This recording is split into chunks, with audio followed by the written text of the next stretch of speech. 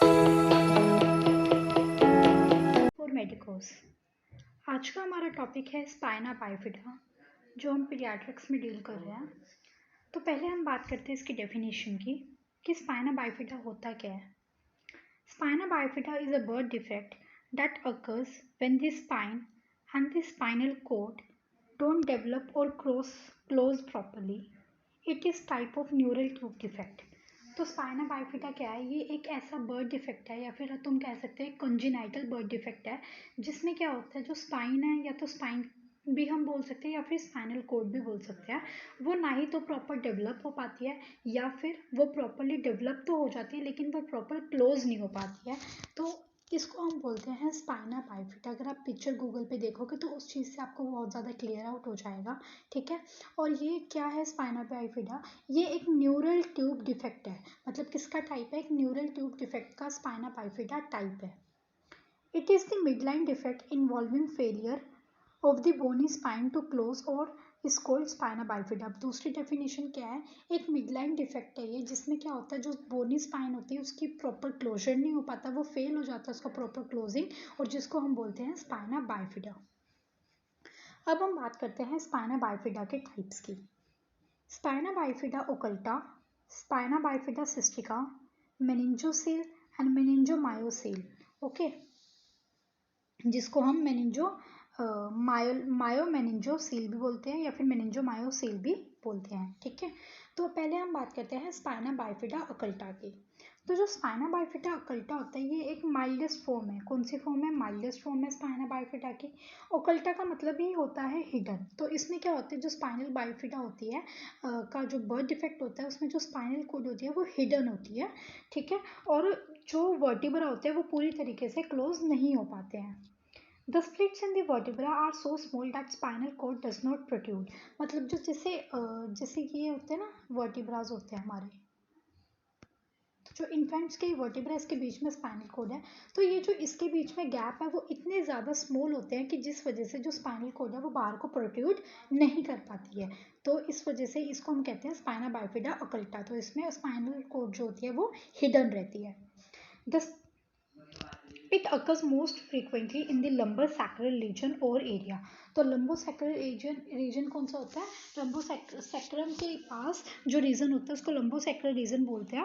तो ये वाला जो स्पाइना बाइफिडा है अकल्टा, ये वहीं पे ही अक्कर होता है lumbosacral एरिया में। नेक्स्ट बात करते हैं स्पाइना बाइफिडा सिस्टिका की। It refers to a visible defect. अब जो स्पाइना बाइफिडा अकल्टा था वो हिडन डिफेक्ट था, लेकिन जो सिस्टिका है वो क्या है? विजिबल डिफेक्ट है। With the external sac like protrusion contain spinal fluid. जैसे मैं तुम्हें यहाँ पे बता के दिखा देती हूँ। जैसे ये बेबी है, ओके, ये इसकी पीछे की पीठ है, तो जो स्पाइनल कोड होती है ना वो ऐसे बाहर को निकली होगी, इसमें हमें स्पाइनल कोड इसमें विजिबल होगी।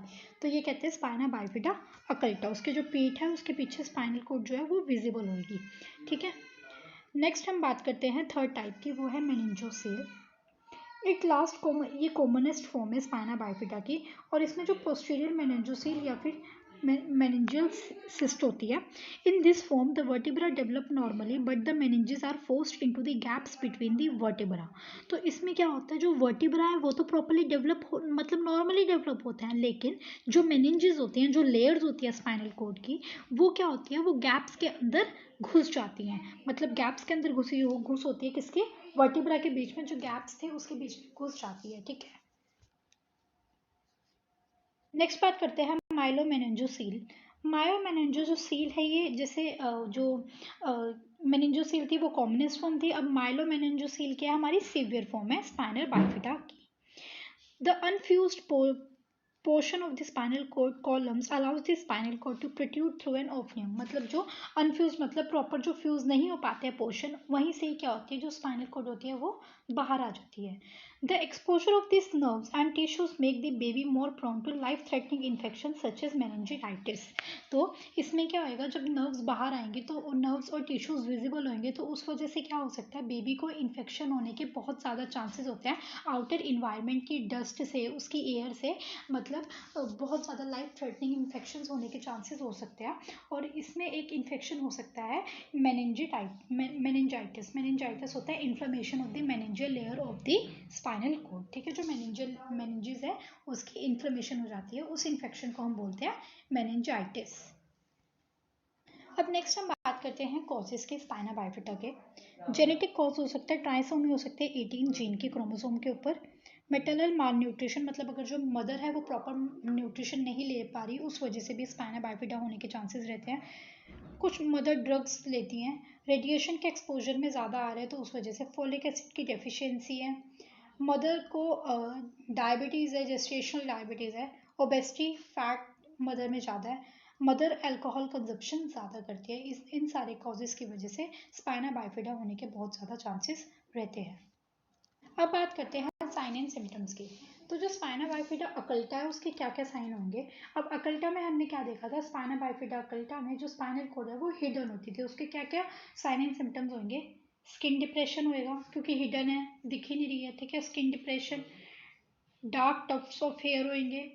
टफ्ट्स ऑफ हेयर होते हैं ऐसे ऐसे जो गोल गोल सा नहीं बन जाता और उसके ऊपर फिर हेयर उगते हैं, उसको बोलते हैं dark tufts of hairs. Soft subcutaneous lymphoma होएगा, मे बी बाउल और ब्लैडर स्पिंचर डिस्टर्बेंस हो सकती है, बेबी के अंदर बाउल और ब्लैडर स्पिंचर की डिस्टर्बेंस होएगी। या फिर progressive disturbance of gait and foot weakness, मतलब बच्चा जो है वो प्रॉपरली चल भी नहीं पाएगा, उसको चलने में भी और दिक्कत आएगी और उसका जो पैर है उसमें भी वीकनेस हो सकती है। नेक्स्ट हम बात करते हैं स्पाइना बाइफिडा सिस्टिका की। स्पाइना बाइफिडा सिस्टिका में क्या हो रहा था, इसमें बेसिकली जो स्पाइनल कॉर्ड थी वो विजिबल थी, ठीक है। अकल्टा में विजिबल नहीं थी, अकल्टा में हिडन थी, लेकिन सिस्टिका में जो स्पाइनल कॉर्ड है वो विजिबल थी, उसकी प्रोट्रूजन हम देख पा रहे थे, ठीक है। तो इसमें flaccid partial paralysis of lower extremities, lower extremities जैसे लेग्स वगैरह हो गए, इनकी क्या हो जाएगी, पैरालिसिस हो जाएगी बच्चे के अंदर।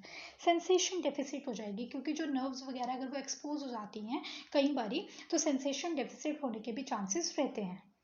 Overflow incontinence with constant dribbling of urine, मतलब ओवरफ्लो होएगा तो यूरिन और कांस्टेंट ड्रिपलिंग ऑफ यूरिन होएगी, मतलब थोड़ी बूंद बूंद यूरिन आएगा बच्चे को। लैक ऑफ बावल कंट्रोल, मतलब बच्चा अपने बावल कंट्रोल कर ही नहीं पाएगा। किप्नोसिस, अब नॉर्मल गेट सी शेप, मतलब जो बच्चा है वो मुड़ मुड़ के चलेगा, ठीक है। नेक्स्ट है डायग्नोस्टिक इवैल्यूएशन। डायग्नोस्टिक इवैल्यूएशन में सबसे पहले प्री नेटल टेस्टिंग करेंगे। प्री नेटल मतलब एट द टाइम ऑफ, मतलब बच्चे ने बर्थ नहीं लिया है, मम्मा जब वो वूम में है, बच्चा एम्ब्रियो मतलब जब बच्चा फीटस में है, मम्मा के यूट्रस में है, तो उस टाइम पे हम प्री नेटल टेस्टिंग करते हैं। 16 से 18 वीक्स के बीच में होगी ये प्रेगनेंसी के। Test of amniotic fluid to detect alpha protein level, alpha protein के लेवल को डिटेक्ट करेंगे। अगर बच्चे को स्पाइना बाइफिडा होने के चांसेस है तो जो अल्फा प्रोटीन के लेवल है वो क्या होंगे, इंक्रीज हो जाएंगे। अल्ट्रासाउंड करेंगे, अम्यूनोसेंथेसिस करेंगे। अम्यूनोसेंथेसिस भी वही होता है मतलब एमनियोटिक फ्लूइड को निकाल के चीज़ मतलब डिटेक्ट करते हैं, उसको बोलते हैं अम्यूनोसेंथेसिस। सीटी स्कैन या एमआरआई करेंगे, एक्सरे और न्यूरोलॉजिकल एग्जामिनेशन भी कर सकते हैं। नेक्स्ट बात करते हैं मेडिकल मैनेजमेंट की। तो मेडिकल मैनेजमेंट में क्या है, हम एनाल्जेसिक्स बच्चे को प्रोवाइड कर सकते हैं पेन के लिए, एंटीबायोटिक्स इन्फेक्शन के लिए और आईवी फ्लूइड्स ताकि बच्चे को डिहाइड्रेशन ना हो, क्योंकि जो उसका यूरिन था वो ओवरफ्लो हो रहा था, ड्रिपलिंग हो रही थी, तो डिहाइड्रेशन को प्रिवेंट करने के लिए हम बच्चे को आईवी फ्लूइड्स एडमिनिस्टर कर सकते हैं। अब प्रिवेंशन में क्या क्या कर सकते हैं, daily intake of folic acids, क्योंकि फॉलिक एसिड डेफिशिएंसी की वजह से मदर में जब फॉलिक एसिड डेफिशिएंसी थी तो उस वजह से जो स्पाइना बाइफिडा है उसके होने के चांसेस हो रहे थे, इसलिए फॉलिक एसिड इनटेक करेंगे। Avoid medication out of prescription, ऐसी कोई भी मेडिकेशन नहीं लेंगे अपनी मर्जी से जो डॉक्टर ने हमें प्रिस्क्राइब ना कर रखी हो। अवॉइड ओवरहीट बॉडी, क्योंकि हमने देखा था कि रेडिएशन की एक्सपोजर से भी स्पाइना बाइफिडा होने के चांसेस हो रहे थे। मदर को रेडिएशन, जब मदर रेडिएशन से एक्सपोज हो रही थी तो बच्चे को स्पाइना बाइफिडा चांसेस हो रहे थे। तो इस चीज़ से भी मतलब हम ओवरहीट बॉडी की मतलब प्रिवेंट करेंगे, ओके। ओबेसिटी को कंट्रोल करेंगे और डायबिटीज़ फ्रॉम प्रेगनेंसी, मतलब जेस्टेशनल डायबिटीज़ होती है जिस वजह से जो बच्चे का मतलब बर्थ होता है वो भी पहले से होता है, क्योंकि इसमें बहुत ज़्यादा हाई रिस्क चांसेस होते हैं प्रेगनेंसी के टाइम पे, डिलीवरी के लेबर टाइम पे। तो हम ओबेसिटी को भी कंट्रोल करेंगे और डायबिटीज़ को भी कंट्रोल करेंगे।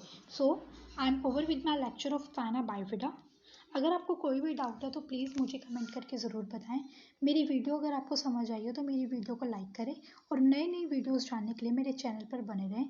मेरे चैनल को सब्सक्राइब करें। Thank you so much for watching.